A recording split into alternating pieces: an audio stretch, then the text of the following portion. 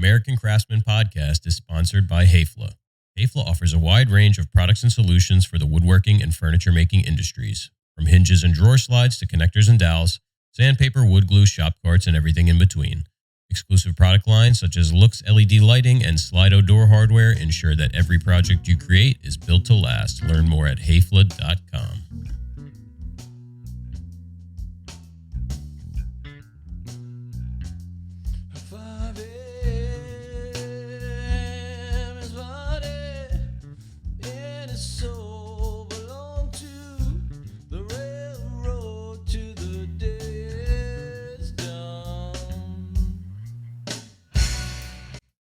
Ladies and gentlemen, welcome to the show. Back and better than ever. Yeah, in this hot office. We turned off the fan for you guys. Yeah, you only knew. Yeah, it does sound a lot better without the fan on. And I can hear it. I can hear it when I talk. Yeah. That it's cutting out the fan and cutting out some of my speaking. Yours, not so much. I don't know. Yeah. Might just have to do with the whatever wavelength we're speaking in. Yes. So yeah, we're back. A lot going on since last week. Since we last spoke, a tremendous amount has gone on. Some big, some little. Yeah. Just a lot of interesting stuff for us. Yeah. So last we spoke, we were getting ready to receive the laser. That's where we left off. Oh my the last God, episode. that feels like a lifetime ago now. Yeah. Because a lot's been going on. So the laser did show up pretty soon after finishing the podcast, if I remember correctly, like within, I don't even know, 15, 20 minutes. Yeah, that's a big blur now. Yeah, so it showed up and it was in a big crate. And the crate was sideways in a box truck. So there was no access for the forks. Who built this crate in the direction that they did and why, I'm not quite sure. But so we had to, get unorthodox with it as per usual with our machine deliveries. Yeah. You're quite the forklift operator now, I have to say. I'm unofficially certified. Because you really had to first off, our forks are a little uneven because one's bent. A little. Like 3 inches uneven. 3 inches. One's higher than the other. So Jeff had to just grab an inch of material hanging over the side of the pallet and sort of drag this 1,000-pound load to the end of the truck. I mean, it was quite a feat. Yeah, I was able to pick it up a little bit off of this tiny little ledge that there was, between the end of the crate and the skid. There was like a 1-inch space, and we shoved some blocking underneath of it, and then I got underneath and dragged it out, and then we did the old lift gate, forklift, tag team combo to get it down to the ground. And then the thing was too big to pick up with the forklift anyway. Yeah. Because the crate was, just slightly bigger than the machine. The machine is 60 by 85. Bigger than a Super Queen mattress. Yeah. So it's like a California Queen. So even at 6 feet deep, 5 feet deep, no, it must have been more than that. Yeah, well, the crate was wider than the machine. Yeah, not by much, though. No. So the direction that the forks were should only have been like 60 inches, maybe 64 inches. Yeah. Our forks are 42. And you know what it was? I was picking it up from the front of the machine. Yeah. And a lot of that stuff is in the back of the machine. So, all the weight, if I had been able to get to the other side, which would have been impossible because of the way it was in the truck, I probably would have been able to pick it up with 42-inch forks, but the weight was just all off. So we same thing we did with the edge bander, forklift on one side, pallet jack on the other side, wheeled it into the shop, uncrated it, and then I didn't think of this. I probably could have gotten around to the other side, but it was blocking there was no way to get to the other side of the forklift. You left out the fact that the packing material was like an inch bigger than the whole laser. Yeah. It was just like in there with like a little bit of cardboard. All the way from the other side of the world. Yeah, with a laser tube, which is extremely fragile and could break, And 4 screws holding it down. Yeah. Luckily, it's so heavy that it's like self-supporting, I feel like.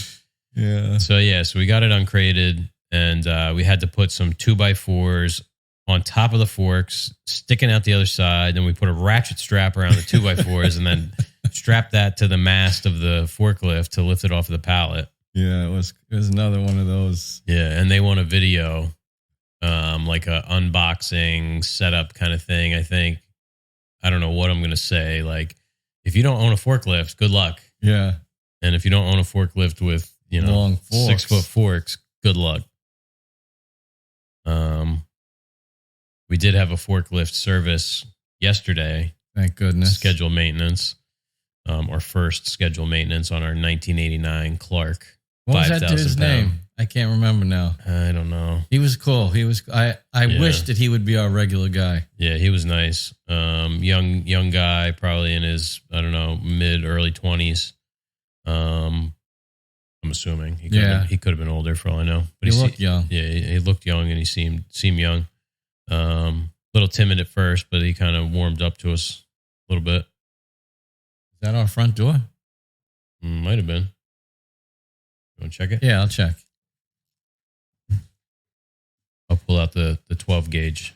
I got your back. No? Somebody was knocking on something. The package delivery service around here is real sketchy. Yeah, it sounded like this. Yeah. Oh yeah, so he did the scheduled maintenance on the forklift, which we signed up for a plan. It's every 6 months we get the scheduled maintenance for $150, which is like the best deal going. Yeah. He was here for 2 hours. Easy. Yeah, maybe the first time because it hadn't been touched probably in freaking 30 years. But they like lube the mast and lube up everything and check everything, and he found the source of our leak, which is the hydraulic cylinder for the side shift. It's a very small leak. So we're supposed to get a price on that. The contactors in the back are pretty shot, which I think is probably that gas pedal problem that I'm having, and maybe even that lift. Yeah, because that kind of is how the whole thing operates. Yeah, well, and when it doesn't go, and I have the thing, it goes tick, tick, tick, tick, tick. So that's the contactor trying to make contact to tell it to go. And one of the pulleys is jacked up. Yeah, and it's kind of like rubbing the sheathing off the hose. Yeah, so we'll see. I'm sure they're going to come back. It's going to be a couple $1,000 or something, but yeah, we don't want the forklift to break down. No, and because a couple $1,000 now, getting a different forklift or a new forklift is a whole time and money suck. And he said he was really surprised at how good a shape ours is in because of its age. Yeah, it's only got 1,700 hours and it's 34 years old. He said he sees a lot of like 2018s with 5,000 hours. So it's got a ton of life left in it. Could use new tires at some point, it seems like, and be nice to have new forks. So we'll see. They're supposed to come back to us with some prices. So yeah, back to the laser. We got it over to where the old laser was. We moved that, which is just sitting in the middle of the shop now, like it was in the old shop. Right next to the Quincy. And this past Saturday, I came in and hooked it up.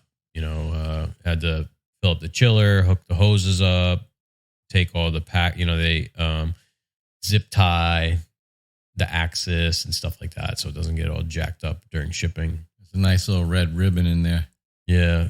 That's all there was that ribbon. They didn't really zip tie anything. But I got it fired up. It does fire. We haven't done anything with it or even cut anything with it aside from I fired the laser twice just to make sure that it's actually firing, and it is. I jogged the head around a bunch and moved the table up and down. So it is working. We just got a lot of shit going on, and we're supposed to be filming. We're supposed to be making content around this thing, so I don't want to do something and then have to do it again to get it on film. Like I'll just do it all at once. So I'm thinking we'll probably cut a today's Craftsman sign. That'll be like the first thing that we try on it. Aside from obviously we'll do some test cuts, whatever. And then we'll have to get into the boxes when the material shows up, which is probably about another week or 2 weeks out. My God. Yeah. So that was Thursday. Yeah, that's only one day past the podcast. Not even. It's the same day. Friday.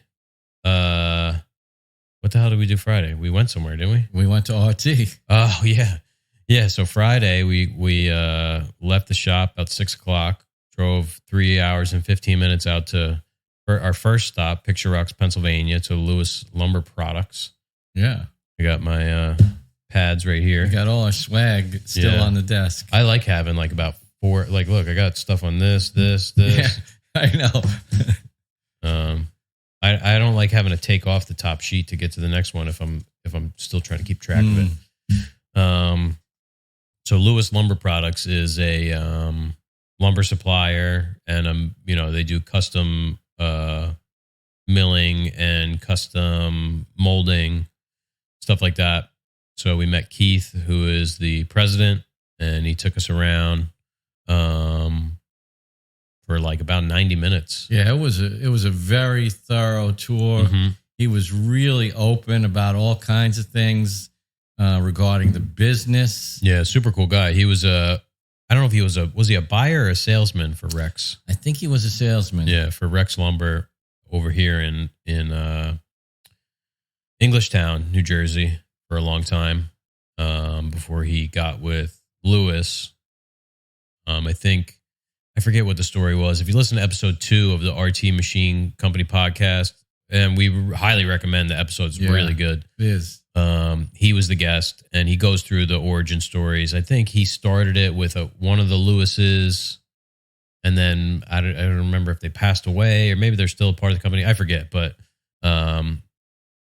basically he's running the show for the most part now, I believe. And they have the hardwoodrack.com, which is their online retail division of the company. So you can go buy, like the way we get the stuff from Oak Cooch, you could go on there and buy pieces of wood to do, smaller stuff with. Project style stuff. Yeah. So I'd be interested in talking to Keith on the next run of boxes about doing the material. Mm-hmm. I don't know pricing wise how competitive it'll be, but I wouldn't want to abandon Oak Cooch, but Lewis is a little closer to home. Yeah. Yeah, they're just starting to get into this sort of like retail, not hobbyist and garage and small DIY kind of marketplace. Yeah, like come in. I forget when they opened the retail part. I think they've had that for a long time. Like what did he say? 15 years or something? Yeah. I forget. They have like a walk-in retail store where you can just buy all S4S stuff. Yeah. It's a really nice display. Yeah, slabs, moldings. You can go in and buy. I don't know if they'll cut. They did have a saw. Mm-hmm. So I guess you can just go buy like 5 board feet or 2 board feet of something. But yeah, cool place. Old brick building in the front. And then there's an old building that was a kiln. You got to listen to the podcast. I don't want to ruin it for you either, but really cool. Big Weinig 12-inch molder, ironwood finishing planer running they were running it at 50. It probably runs double that if I had to guess. Yeah, we were jealous. Yates roughing planer. They got the vacuum lifts, lifting up 3 16-foot boards at a time, dropping them on the conveyor belt to run through the rip saw. I mean, really, really freaking cool. They're cutting their own knives. Mm-hmm. Yeah, they have a Weinig knife grinder that balances we're looking at the head balancer. I mean, crazy stuff, like crazy. They had a bandsaw that was 15 feet tall. It had like a 4-inch wide blade on it. I know. That thing was massive, right? Yeah, with the resaw, power, like double power fed resaw. Yeah. Crazy. So that was really cool to go out and see that. Yeah. One thing I wanted to, in case people don't listen to the RT podcast with Lewis on there, is one little bit of information that we learned. I'm sorry, I keep calling him Lewis because it's Lewis Lumber. The stuff about using found wood, like pallet wood. When wood is kiln dried, it kills all the insects and things like that in there, which is a really important step. Yep. You're going to bring this wood, this wooden object that you create into your home. You could accidentally infest your home. Yeah, that was one of the things that I never thought about was that, when you're buying not even pallet wood, but just wood that some guy milled up, if they're not using a high heat kiln, there could still be bugs and stuff in there. Yeah. So it was really interesting, and I thought worth passing on to anybody who's listening out there. Yeah. So that was that was Friday morning. Then we got to RT. Yep. Which was just down the road in Hughesville. Yeah. And, we've been friends with RT. You've heard us talking about them, and they sold us, they facilitated the sale of our Edge Bander, our Sahisa. Yep. We know Brian and Ron, and we got to meet everybody else there with Brenda and Corey. Wait, Brenda? No, there's no Brenda. Jill. Brenda's from Fez. Yeah, Brenda. I forget the other woman's name who was at the first desk. Yeah. Cody, Dean, Eric, Ron, of course. Yeah. And Brian. Yeah. It's great going out there because it really reinforces the relationship. It was totally worth the trip. Oh yeah, sat down, had a nice lunch. Yeah, they treated us to lunch. I was spaced out texting Austin for Maker Camp, so if I'm saying things that you already said, stop me. No, that's all right. But yeah, we walked around and looked at everything they have. It's crazy. Yeah, so they the U.S.'s or the Northeast largest. I think it's North America. North America's largest used machinery dealer. I think just machinery dealer in general because of the square footage. It's like 80 or 100,000 square foot, their shops. Leader in woodworking machinery, the huge inventory of both new and used industry top manufacturers. 80,000 square foot warehouse stocked with over 600 woodworking machines. Yeah, it was really cool seeing all these things that are, sometimes you don't even know they exist. Like a machine that does X, Y, and Z. It's like, oh, and the thing with RT is they'll take a machine that is already crazy, intricate, and massive, and they'll modify it. And they'll say, I want these things to come in from the right instead of the left, and then I want it to apply glue here and press on this laminate, and then I want it to, come out this other side. And yeah, they'll take a machine that's 100 years old and bring it up to the new standards with all new electronics and controls, and it's crazy. Yeah, it is pretty amazing to think they've assembled that much talent and expertise out there. Just to know that those things are possible. We're sitting there talking, and I'm like thinking to myself, I'm like, never even imagined that these things were possible. Like we think about like, oh man, imagine if we had a machine that could do this, but it's like, imagine if we could just ask somebody to make a machine that does this. And they do it. Yeah. Yeah. They make all their own parts. They got a metal shop. They mill. They can mill gears. They weld. They paint. They finish. They create controls. So there's computerized controls and wiring. And not only that, they also sell new machines from all these different brands. So they have to have a huge knowledge base about machines that A, don't even exist anymore, and B, all these new machines and the new technology. In the not the most recent episode, because that's the one that we were on. The one prior to that, they were talking about the Allendorf handguard, and they all have to school up on all these new things that come out constantly. So yeah, Brian actually sent an email over the other day of what was that brand that it was Paolini and then it became some of the it's I should know this because it's Phenol. Because Oh, it's FIMAL. female. Yeah, 'cause- FIMAL Concept 350. Actually, I forgot to respond to this this email, but it let me see if I can turn this. It's insane. It's like a panel saw, like a horizontal panel saw, but I can't have the audio on because it'll probably sound horrible. And also, it's funny because it's an Italian machine, but the it's in German. So it's a horizontal panel saw, but it has like this cross-cut fence and stuff. So you can just like stick a piece of wood in there and it'll come by and chop it. It's got all these crazy lights. It's like looks like it belongs on a spaceship. Masterwood, that's what Tom's CNC was.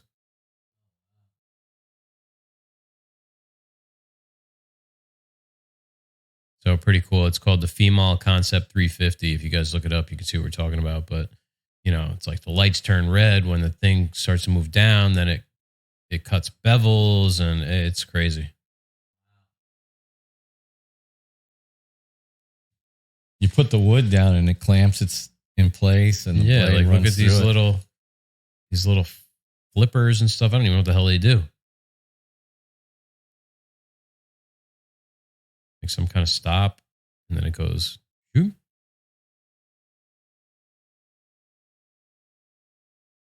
I'm looking at it like, man, that's a lot of stuff that could break.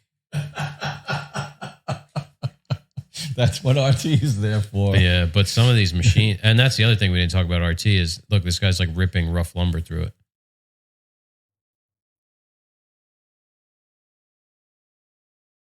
You know, these things are built, straight lining it. They're built to such a high standard, these type of machines, that, you know, we look at it as something that will break. I mean, look at that. He just resawed a freaking little piece off of it.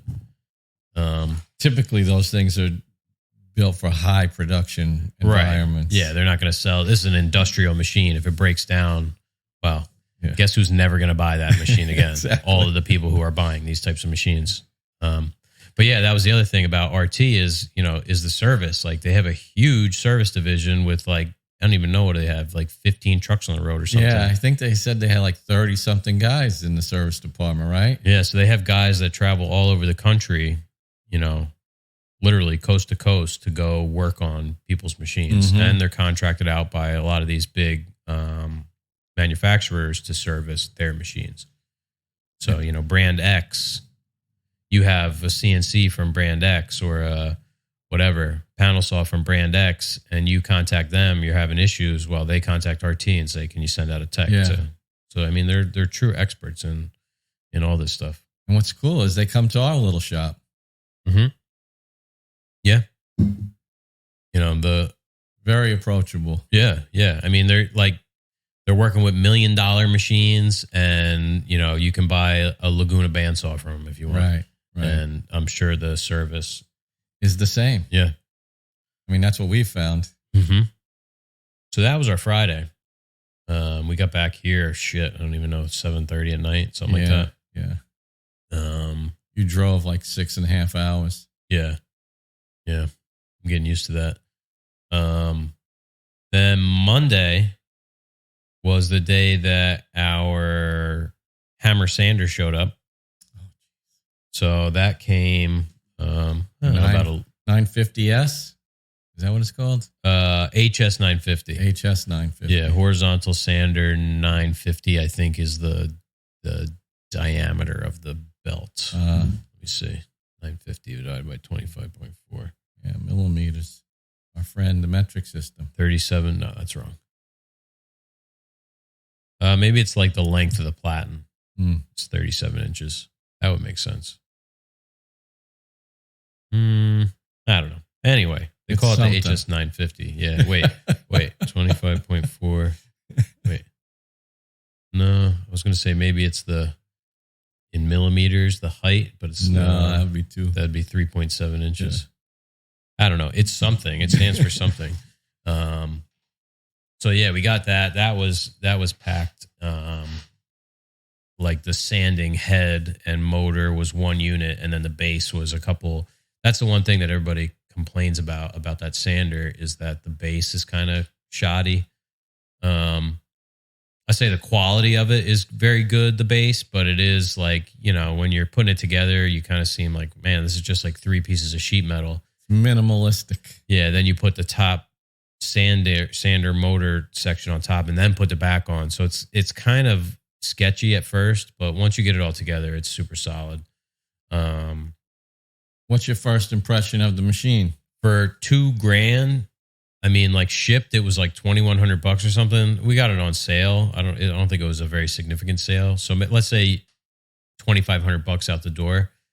You can't tell me that there's a better quality built sander than that for that price. There's no way. Because if you look at Grizzly or Jet or Bailey or South Bend or whatever, name any of those. Laguna. Yeah. And you look at their sanders in that price range, the specs aren't comparable. And I know the build quality is not comparable because that thing is nice. Yeah, because we have an old sander that's kind of built that way. It's a wood tech, Taiwanese sanders. Yeah. When you look at those import machines, so the Hammer is made by Felder, and Format 4 is the top of the line, Felder is the midline, and Hammer is the like consumer almost. Yeah, like the hobbyist line. I guess they kind of market it as. It's an Austrian company. These machines are assembled in Austria, from what I understand, but the parts are all imported. But if you look at any of these imported, Taiwanese or Chinese built tools, and you look close, the castings are super crusty. The welds are all real ugly. The paint job is bad. There's significant difference. Yeah. I mean, significant. This machine is clean. It is super clean. There's not, the one thing I noticed is where those brackets were holding it to the crate, they had rubbed a little bit of paint off. Like that was the only thing I noticed where I was like, oh, because whenever you buy a new machine, whatever, like the wide belt sander, we spent like $6,500 on that. You get it and you spend all this money and then you start to look and you're like, oh man, you're like disappointed with all these little details. Yeah. This thing, the little locking knobs, I don't know what you call those. It's like almost ratcheting, right? You can press the button and it returns on itself. No, it's the kind where you would pull it out to reset the position on the clock. I don't know what they call those. It's like a T, not a T handle, like a lever handle. Yeah.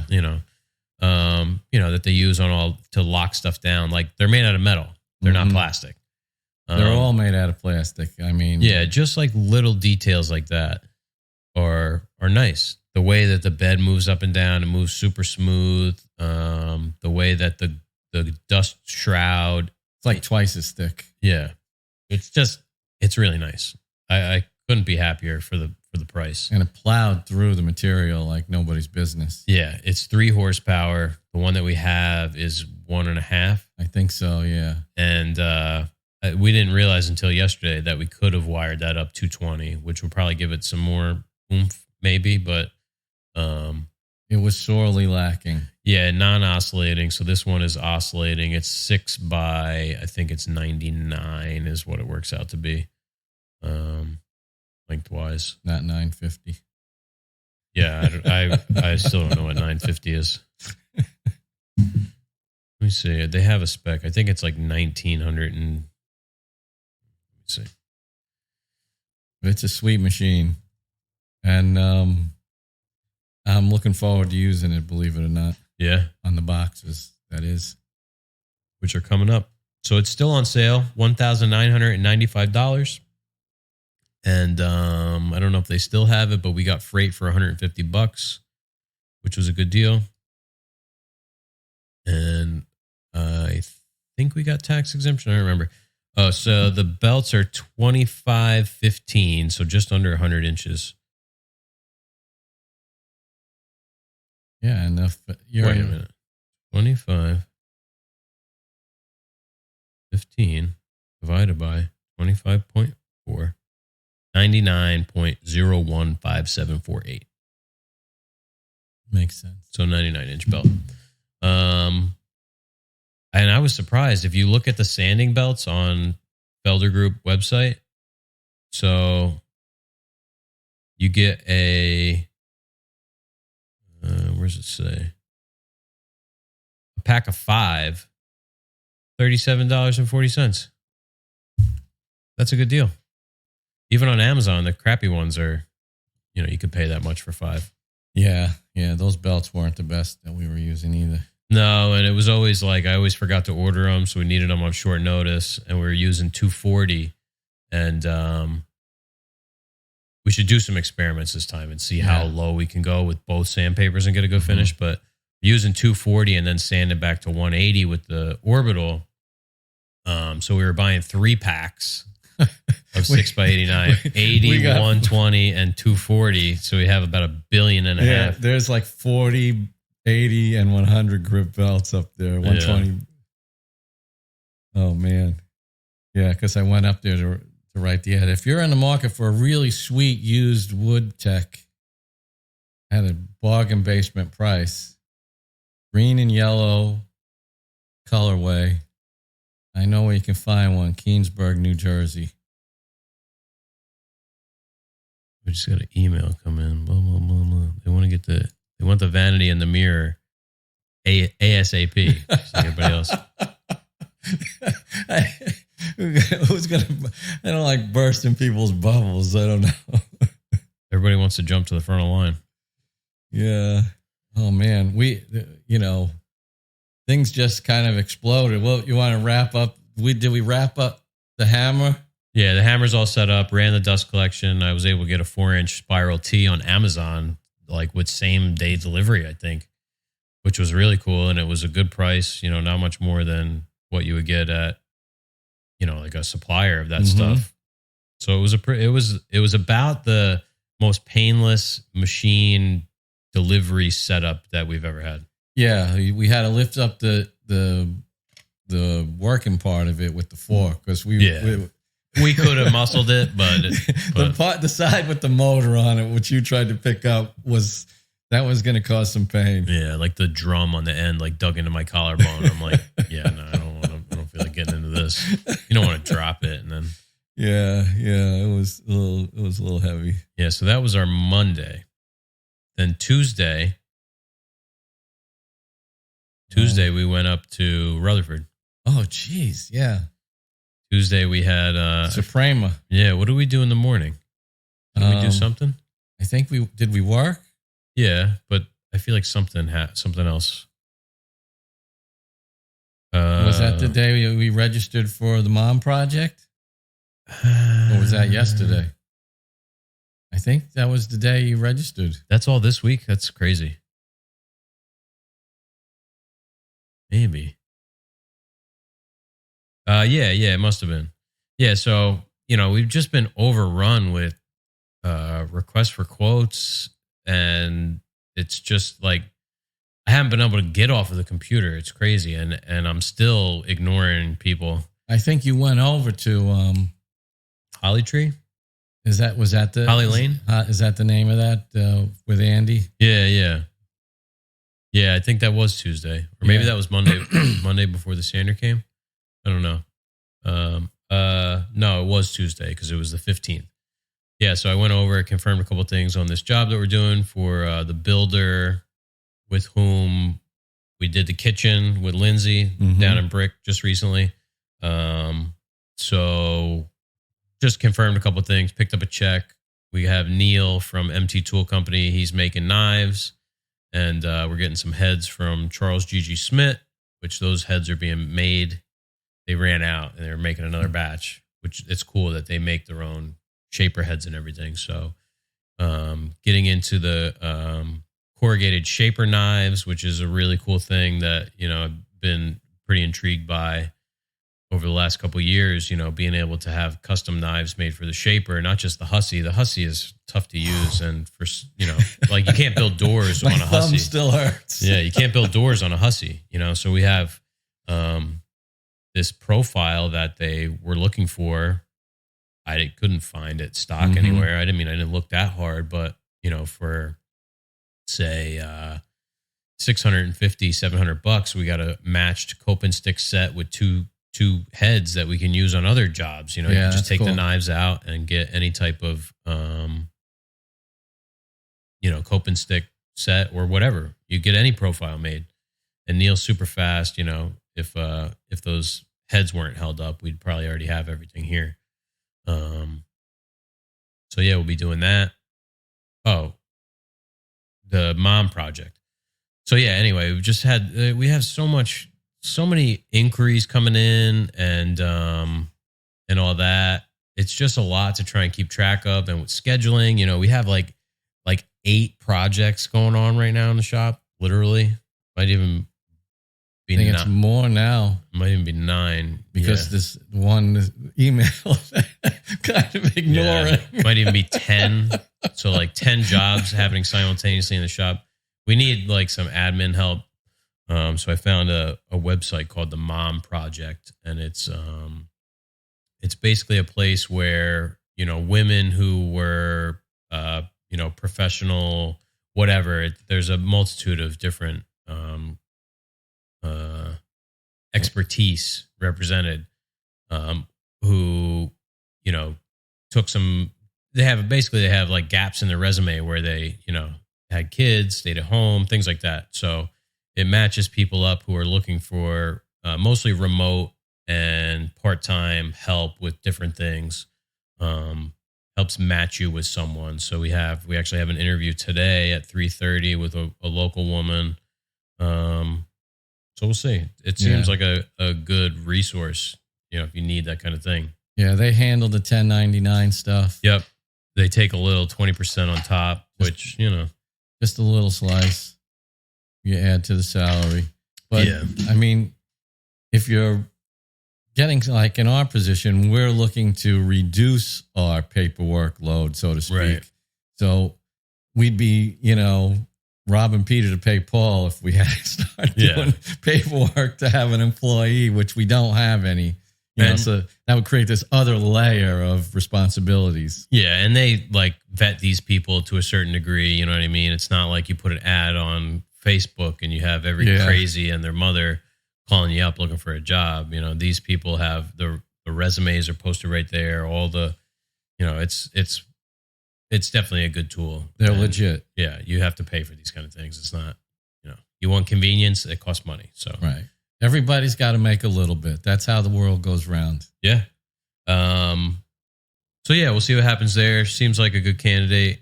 You know, she's like a secretary at multiple schools and stuff. So I could, you know, that's a complicated sort of thing. And we had another one that seemed pretty good who had like some design experience and stuff, industrial design, but maybe they declined the interview. I don't know how it works. I'm not sure. But we actually, yesterday, you give like a window of time when you can take an interview. And John was here yesterday. We were shooting a video on a miter saw stand, which should be out probably this weekend on today's Craftsman.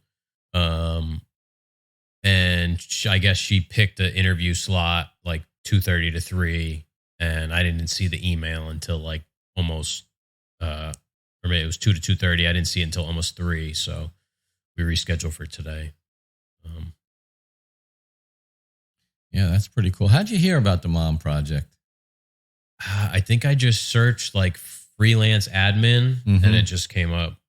Interesting. Yeah, because I'd never heard of it. Me neither. And like we have like a contact there, this woman Morgan in Chicago, and we've had like 2 phone conversations. It's a cool thing. I told my wife about it. She was very in support of it. She liked the idea of the Mom Project. Yeah, I'm sure somebody out there listening is going to burn their ass. Like, you know, everybody's pissed off. Anybody else is getting some kind of help. Where's the Dad Project? The Dad Project's everywhere else. Yeah. Oh, my God. That's where it is. Yep. Oh, man. I know what you're talking about, though. Yeah. So that took us to oh, no, we didn't even talk about where we went. Tuesday, we went up to Rutherford to the restaurant. Yes. Met Jacqueline. Jacqueline was having lunch, Yeah. or I think getting ready to have lunch. We met her at this restaurant that we have to bid some banquettes and some other stuff. Cool project. Big arch. The hell was that? I don't know, but you should tell everyone, remind them that Jacqueline was our star guest. Oh yeah, they know. They know. It's fresh in their memory.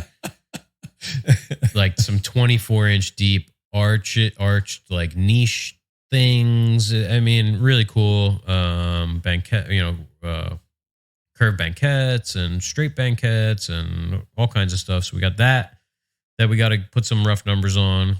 She's always got some interesting twist to her work. Yeah. I mean, that's one thing I really appreciate about working with Jacqueline. Yeah, we're working through that built-in job right now. It's all taken apart, ready for finish. So we'll probably start spraying that tomorrow morning. Wow, we got a meeting tomorrow morning at 10. So maybe we'll get a little bit of it done beforehand. Maybe I can get the doors primed, and then get into the paint, which is that paint water mix stain thing that I cooked up. 1 part paint, 1 part water, and 1 part. What's 2 parts? It's 1 part of one color, 1 part of another color, and 2 parts water. So yeah, half paint, half water, but 2 different paints. And then it'll get a ultra flat water based finish on top. Dead flat varnish by Modern Masters. And the doors are getting a flat white, and then they'll get the flat top coat as well. So everybody looks happy together. Yeah. That's been kicking around the shop for friggin' 2 months or something. Yeah. Well, and we'll get to the longest guest. Yeah. And we had the banquet. Longest house guest. Yeah. The fluted banquet that goes along with that, built in as well. And Jim Jamal will be doing the cushions, sent over the dimensions a little bit late. I might, not on my part, no, a little bit late on the dimensions, but so get to work, Jim, if you're listening. For that, which I think it's going to be like a camel color is what I saw. Nice. Which would be cool. Keep with that whole tonality. Yeah. With kids, though. Yeah, it's going to get dirty that thing's fast. Toast. So put zippers on it, Jim. Or just make 2 and keep them on the side. 2 is not enough. Yeah. That was our Tuesday. Wednesday was yesterday. And John was here. Yeah, we worked a little bit, and then John came about 9:30, and we shot a video on this mobile miter saw stand that I concocted.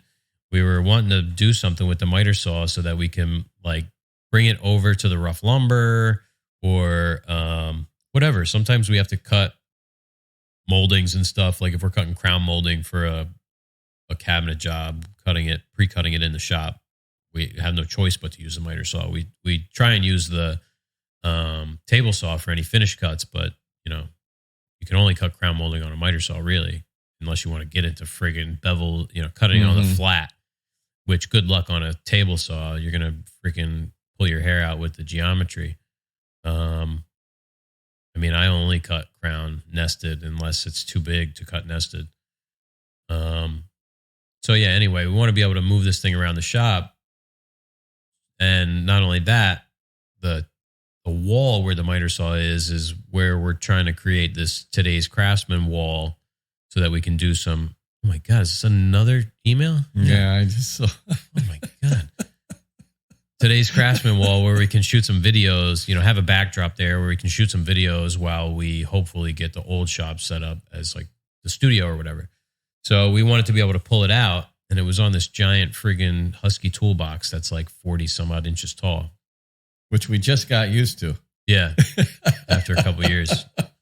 So yeah, I had an idea. It's like the hardest part of doing a mobile miter saw thing is the wings, like having support that also folds out of the way. You put it on butt hinges, and then you got to put a stick underneath of it. Like I hate that. Yeah, and there's no adjustment. So I said, let me just find a miter saw stand, and we'll hack it up and just like bolt it to the top of a cabinet and just put the saw on top. So that's what we did. Just built a melamine cabinet out of scrap melamine. Leftovers. Yeah, that was left over from a job in April. It's like less than 2 sheets to build the whole thing. The stand, which was like $70 from Harbor Freight, just ended up using a Sawzall and cut the legs off, screwed it to the top of this cabinet, screwed a cord reel on the side where I cut the ends off and flipped them so that the plug end, not the socket end, is the part that pulls out. So we got 30 feet of cord. We can plug this thing anywhere. The vacuum goes in on the inside, then the hoses and everything come out of the back, and it's got 2 adjustable shelves. It should work out pretty nice. Yeah. We could stick blades, on the shelves. It's like 12 and 5/8 wide or something. The blades are already in there. I had to clear out the old tool chest. Oh, yeah. Yeah, and, because the 12-inch blades don't fit in the table saw cabinet where we have the other blades, it's like, What did Lou say? Listening to the podcast this morning, and I was listening to Steely Dan Peg on my way in. Can't believe the people wanted to sell that awesome wine cabinet. Yeah. Too funny. You're on this week's podcast now. Yeah, live caller in. So, Lou, if you're listening,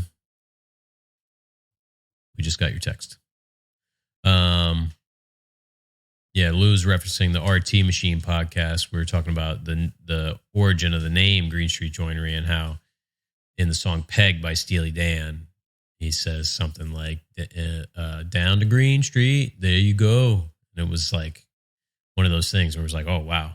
Because Greene Street was a name that we were already kicking around. Yeah, it was kismet. Yeah. So yeah, John shot the video on the miter saw stand. That was from like 9:30 to maybe 1:30. We shot the video announcing the winner of the giveaway on the Today's Craftsman channel.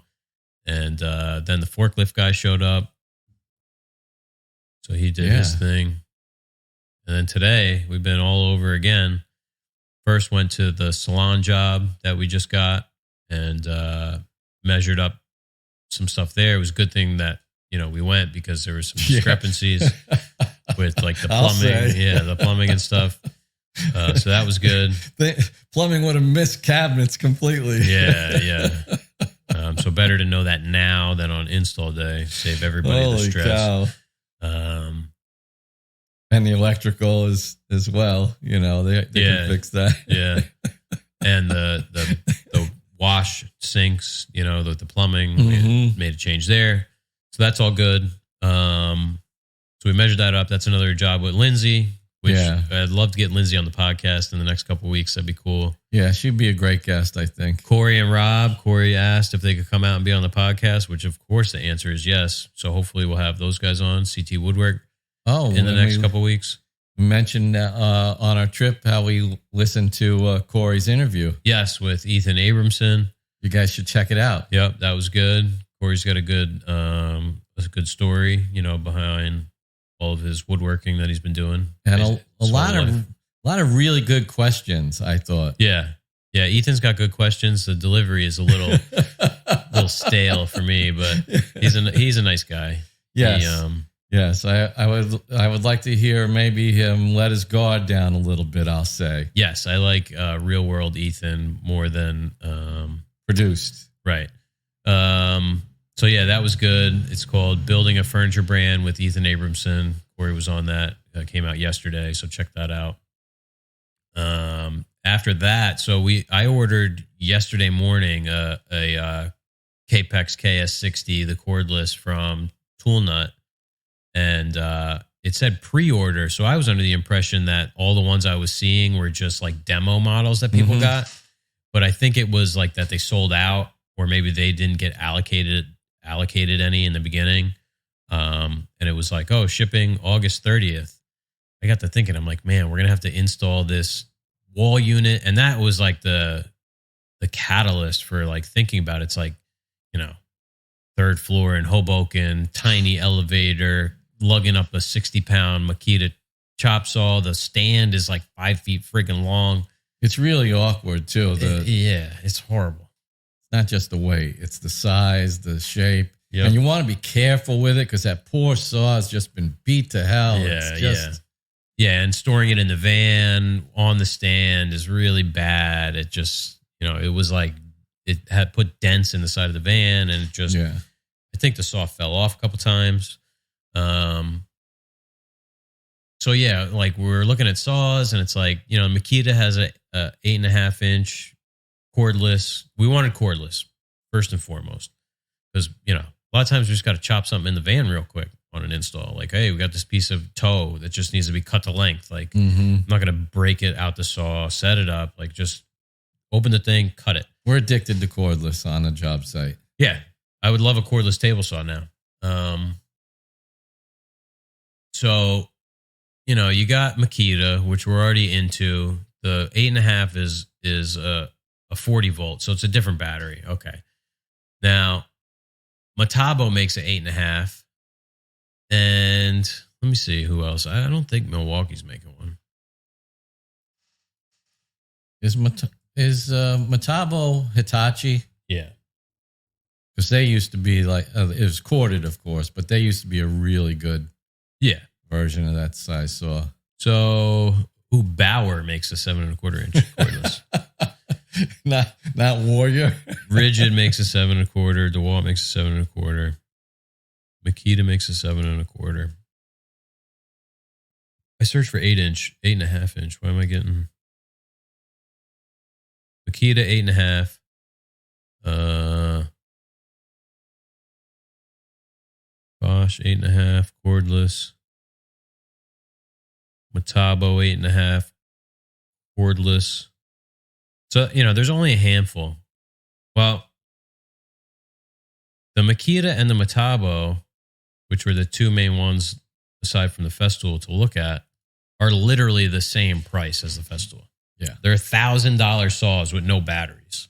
Now, we don't have any 40 volt Makita batteries. We don't have any Metabo, whatever the hell batteries those are. We don't have any Festool batteries. So, okay, we're at an even playing field. Right. Now, the second part to look at is the stand. All the other stands suck. They're not easy to move around.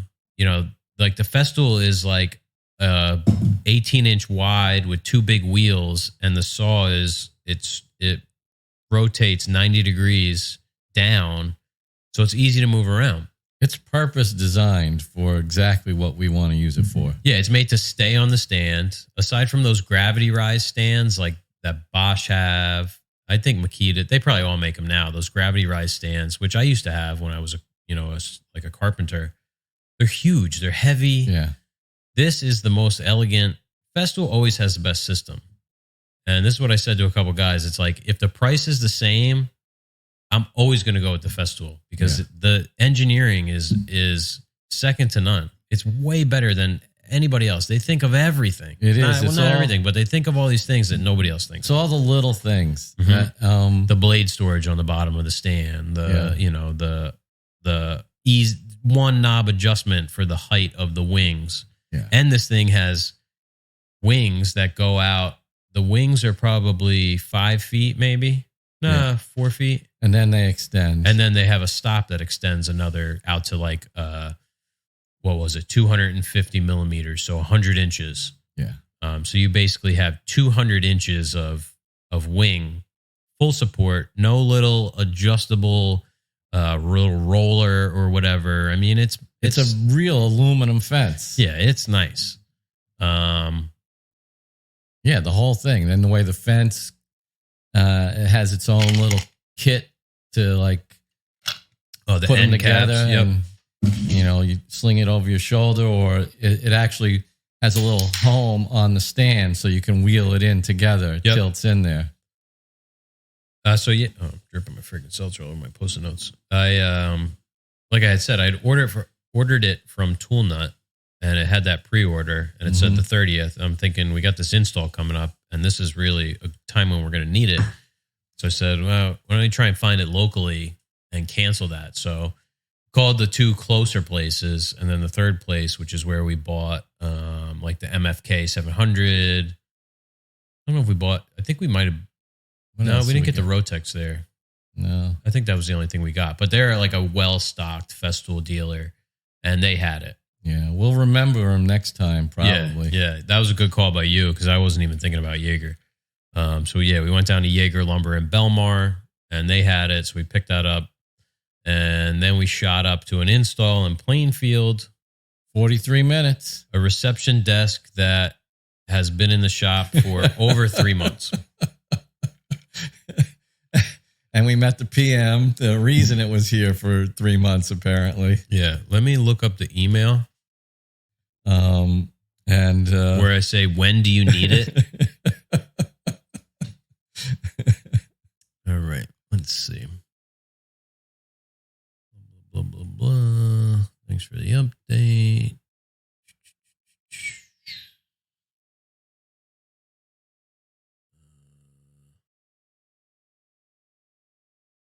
Wanted to see the exact wording. Yeah. Floor plans. Desk. Okay, there we go. Drawings. Anyway, I'm not going to bore you with this, but it was like, I said something like, okay, when do you need it? ASAP. Yep. ASAP. May 12th, we got paid on that. I finished it by, I think, the 14th. Like, I literally took an entire day and knocked the whole thing out. This is the developer that we talked about where we made them pay 100% up front because they were kind of shady. The designers, cool with. Yes. They're fine. They're trying to work within this dude's BS. So, yeah, had it done by, let's say, the 14th of May. It's now the 17th of August. It's over 3 months. It sat here for 3 months when they needed it, quote unquote, ASAP. And we went to this building and we saw some of the work that we bid on. Oh my God. And didn't get. And it is so bad. I don't even know how you would manage to do what they did. Yeah. And we're not being nitpicky. We're not being condescending, No. It was as if like they had the laborers do the work. Just totally unacceptable work. Like, not like, oh, yeah, I could see things got hairy on install and this got messed up. No, Yeah. It was bad. Yeah. Real bad. Where we were sort of like, man, look at this. Like the miters were cut wrong and then they cut a piece and slivered it in there. Yeah. And that was on two of the two miters that I looked at. I didn't even look at the other two. A 1/4 inch gap. Yeah. On the miter. And then the corners were all busted out. The butt joint was uneven. The edge banding was peeling off. It was bad. And, the thing is, we could have done that in melamine and probably fit the bill for what they wanted to spend. But, the sectionals that we were supposed to build apparently never got built. Yeah, they wound up surrounding the fireplace with just some painted wood.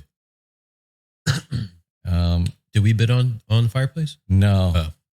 No, but it looked like a budget concession, I'm getting that musty smell.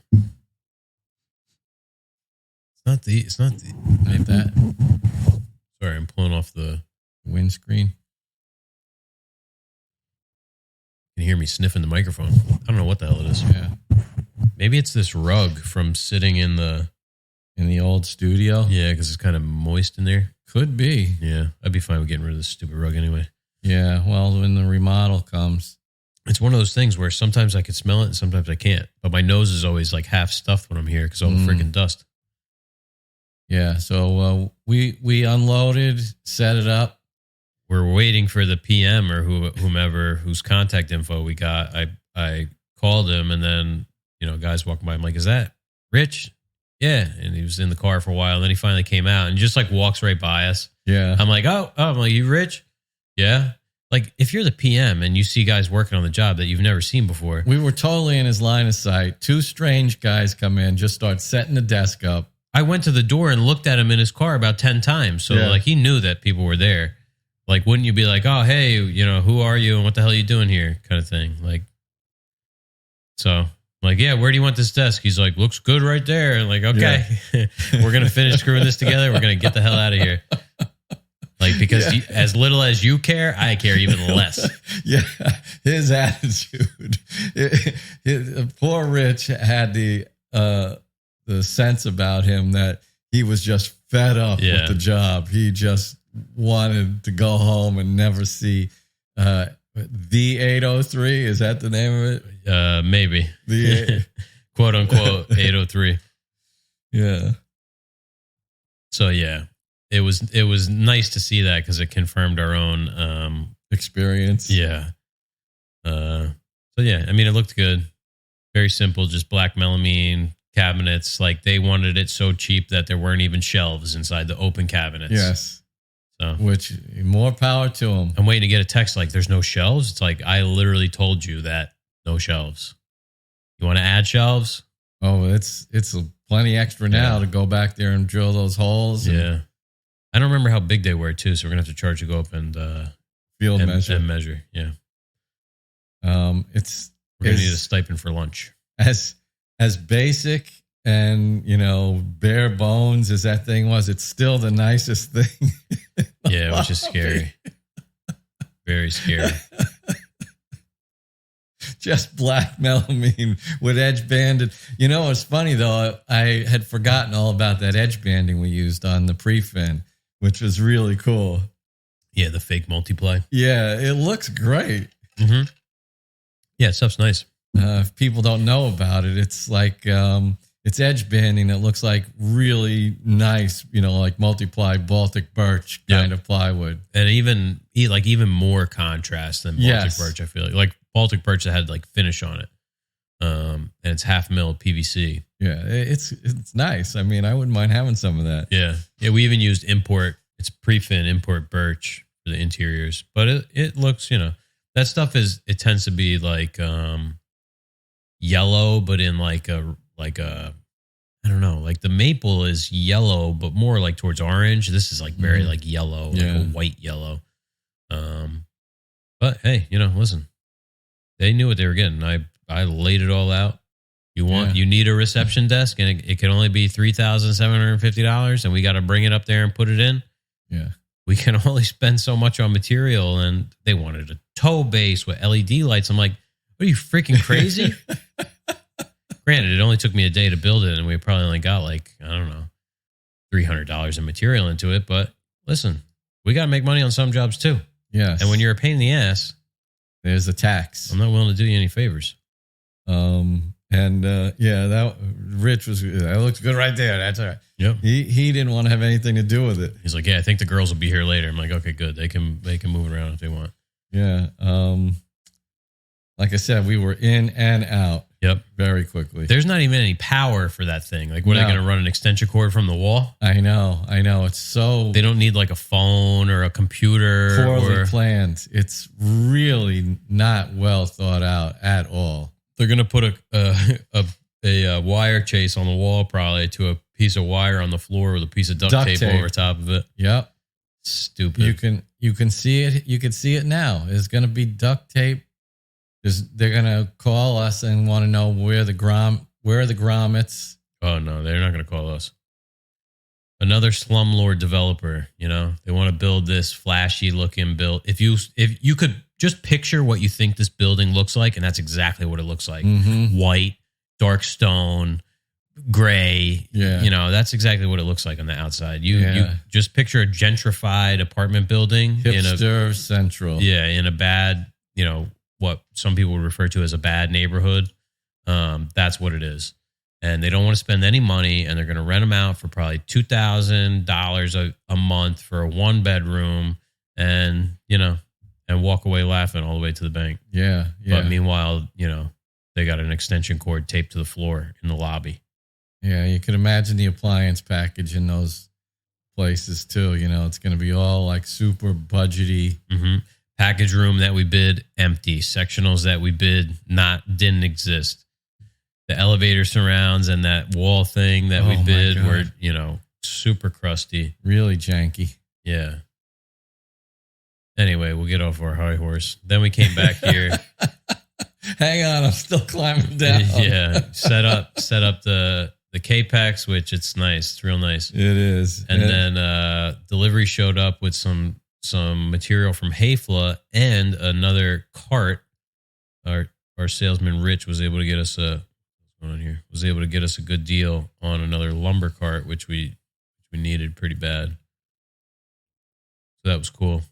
We had a big order, like $1,000 order, because I ordered hardware for like 3 jobs. So free shipping at $500. But it did come on this grotesquely large pallet. Which we're going to have to dispose of now. The guy was expecting us to pick it up with the forklift. I'm like, how the hell do you think we're going to pick this thing up?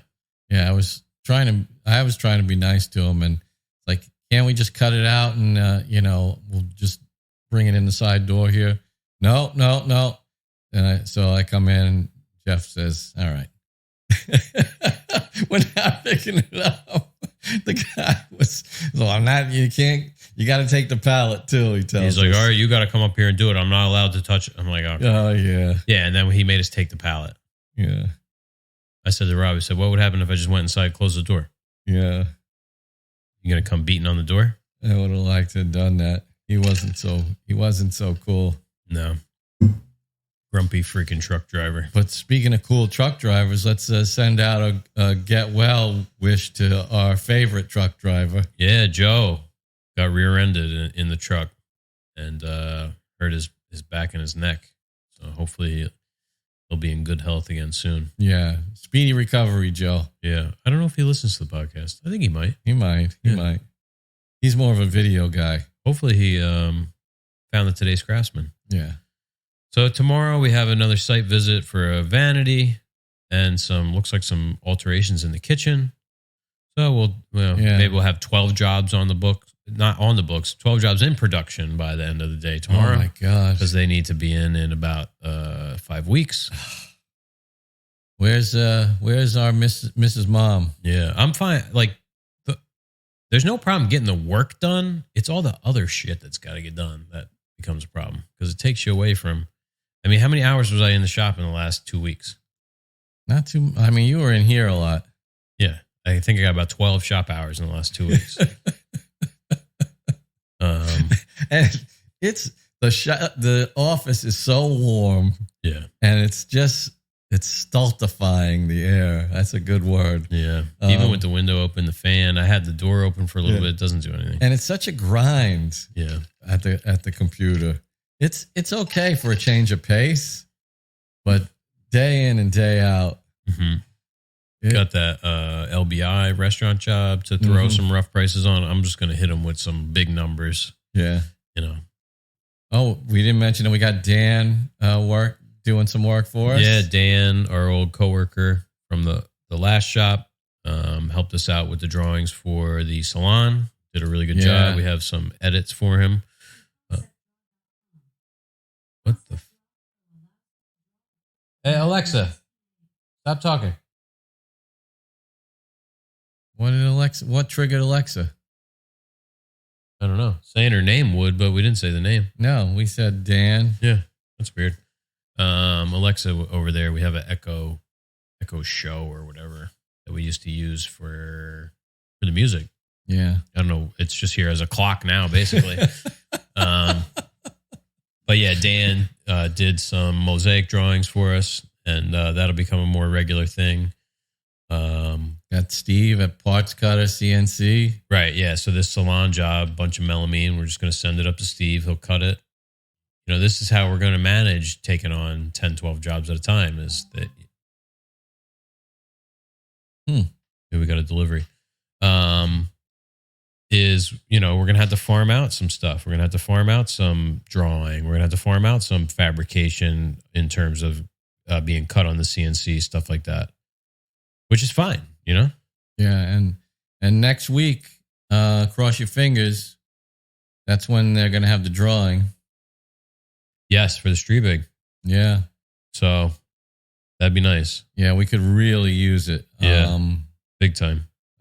Jeff cut out the parts. Oh, I forgot how bad the saw was because I hadn't used it in a while. And It was nothing super critical either. It was for the miter saw. My source stand. I could hear them over there cursing. They're all jacked up. They're like had a lot of. Hopefully John didn't shoot any pictures or shoot any video too close because like stuff's out square, different sizes. I'm like, oh my god, not up to your usual. No, and the melamine's so heavy, hard to cut. Mm-hmm. Yeah, I was thinking. Afterwards this morning, I was laying there on my pillow, and it came to me the blocking for the top. We ran into that conflict with the knobs. Oh yeah. Yep. What if we on the next go around we had the top where the pocket holes were on the inside so that they weren't showing, and we brought the blocking in just like underneath the saw. Yeah. So that way we could keep them tight to the. Yeah, we had just one layer, one layer, and then a second layer. Mm-hmm. Yeah, because it was all on the fly. Yeah, like I drew it in Fusion, but once you start, and I cut all the parts, edge banded them, and then we're shooting the video. It's like it's too late to make any changes. We just got to roll with it. Yeah. So if you watch the video, don't judge too closely. Yeah, it was great. Oh yeah. Oh, this is going to happen because it was all first time stuff. There was no prototyping. There was no nothing. It was just, run and gun. Yeah. Yep. Well, we're at an hour and 10 minutes. We better wrap it up. We got interview coming up. We got to get that. We got to chop up that pallet. I got to finish putting that shop card together. Yeah. I think I'm going to do the pallet first. Get it off the sidewalk. Yeah. It might be gone for all we know. Please, God, that would be great. Yeah. So, yeah, thanks for listening. Everybody take care. Check out all of our friends on social media like Corey and Rob. And RT Woodwork, RT Machine Company, and, Lewis Lumber. All right. Talk to you next week. Ciao. As always, Rob and I thank you for tuning in, and we'll see you next week. If you want to help support the podcast, you can leave us a review on Apple Podcasts. Again, we appreciate your support. Thanks for tuning in.